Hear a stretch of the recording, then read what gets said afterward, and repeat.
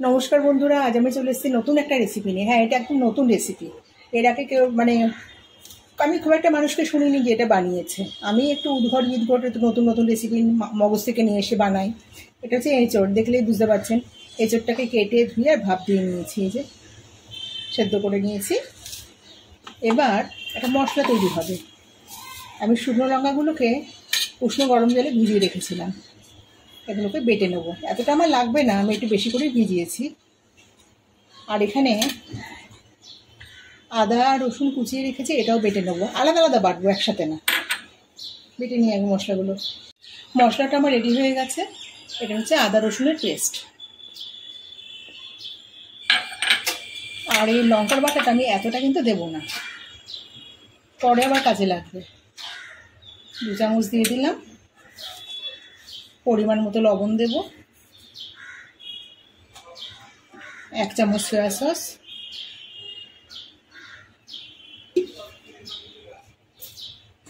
Cornflour দেব,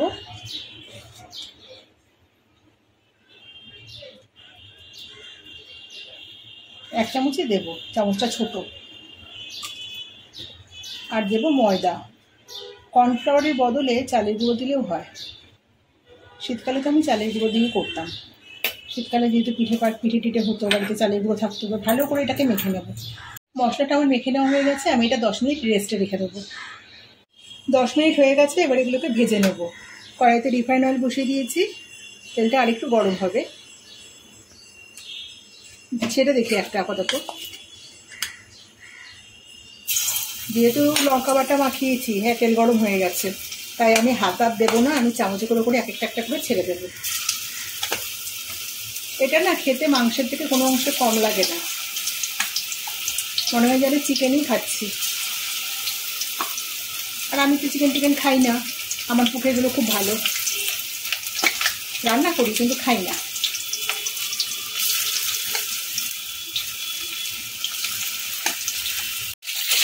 এগুলো উল্টে পাল্টে নেড়ে চেড়ে লাল লাল করে ভেজে আমি তুলে নেবো। খুব সুন্দর দেখতে লাগবে দেখুন। মাংসের থেকে কোনো অংশ কম দেখতে লাগবে না। খেতেও কিন্তু মাংসকে পেছনে ফেলে দেবে। যাতে সবগুলোকে লাল লাল করে ভেজে নিয়েছি। ভীষণ মরমরে হয়েছে। এমনিই খাওয়া যায় এগুলো, কিন্তু আমি এটা এমনি খাবো না। এটা যেহেতু আমি শেজওয়ান বানাচ্ছি, তাই আমি এটাকে রান্না করে নেবো। ওই তেলের মধ্যে তেল আমি কমিয়ে নিয়েছি। এতদিন আমার লাগেনি, তেল আমি তুলে রেখে দিয়েছি। আর আমি এটা অল্প তেলেই করবো। 1/2 চামচ মতো তেল রয়েছে। এর মধ্যে একটা শুকনো লঙ্কা ফোড়নে দেবো। শুকনো লঙ্কাটাকে ফাটিয়ে নিয়েছি।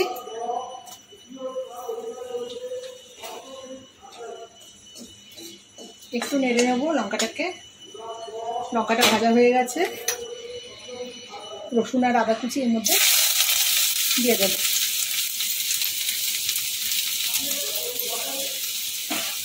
এটা একটু নেড়ে নেব, হালকা একটু ভেজে নেব।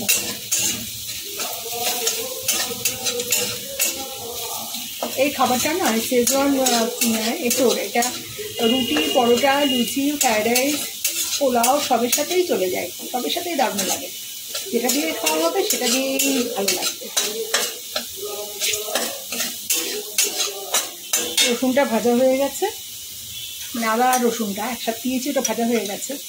এবার দিয়ে দেবো এর মধ্যে বেটে রাখা লঙ্কা।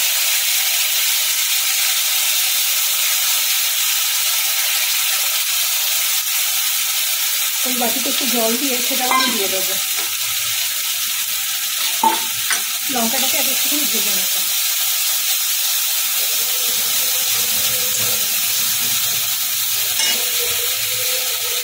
এবার লঙ্কা দিয়ে বাটির মধ্যে বেটে রাখা ছিল, সেই বাটিটা ধুয়ে আমি একটুখানি জল এর মধ্যে অ্যাড করে দিলাম।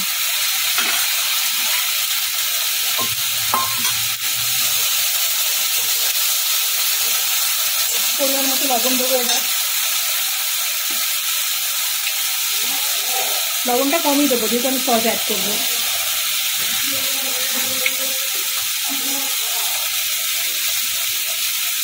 সয়া সস দেবো 1 চামচ। টমেটো সস দেবো। এটা আমার বাড়িতে বানানো সস, কিন্তু বোতলে দেখে বুঝতেই পারছেন।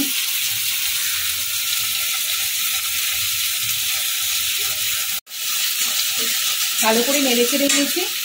এবার দিয়ে দেবো অল্প একটুখানি চিনি। আমি সব রান্নাতেই চিনি দিই, যেটাতে চিনি দিতে হবে, গুঁড়ো চিনি রয়েছে সেটাই দিয়ে দিলাম। এবার ভেজে রাখা এঁচড়গুলো সব এর মধ্যে দিয়ে দিলাম।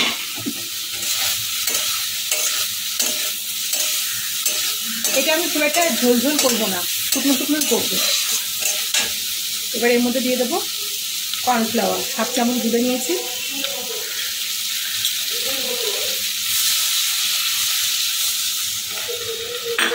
ভালো করে নেড়ে চেড়ে নেব।